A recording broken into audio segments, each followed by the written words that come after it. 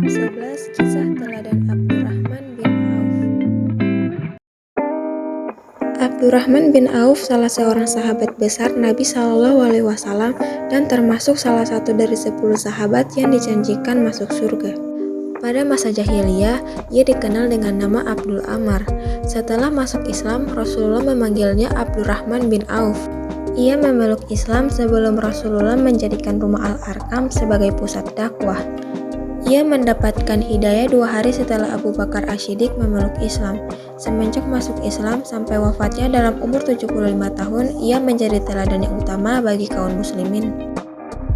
Ketika Nabi SAW memerintahkan para sahabatnya hijrah ke Habasyah atau Ethiopia, Abdurrahman bin Auf ikut hijrah untuk kedua kalinya ke Habasyah dan kemudian ke Madinah. Ia ikut bertempur dalam perang Badar, Uhud, dan peperangan-peperangan yang lainnya. Abdurrahman bin Auf termasuk kelompok 8 orang yang mula-mula masuk Islam. Ia juga tergolong 10 sahabat yang diberi kabar gembira oleh Rasulullah akan masuk surga dan termasuk 6 orang sahabat yang bermusyawarah dalam pemilihan khalifah setelah Umar bin Al-Khattab.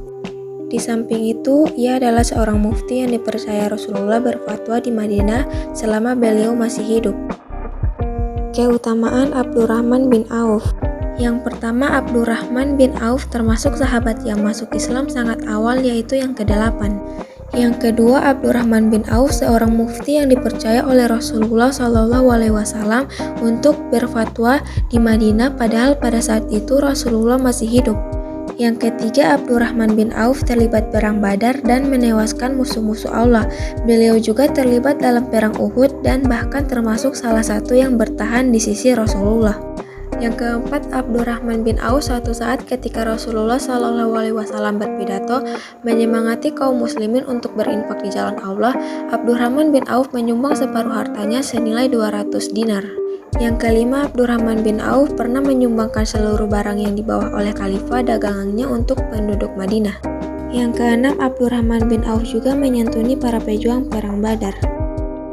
Teladan yang bisa diambil, Abdurrahman bin Auf memiliki watak yang dinamis, dan ini nampak menonjol ketika kaum muslimin hijrah ke Madinah. Telah menjadi kebiasaan Rasulullah pada waktu itu untuk mempersaudarakan 2 orang sahabat antara salah seorang muhajirin warga Mekah dan yang lain dari Ansar penduduk Madinah.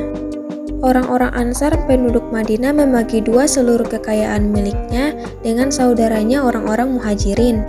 Kehidupan Abdurrahman bin Auf di Madinah baik semasa Rasulullah SAW maupun sesudah wafatnya terus meningkat.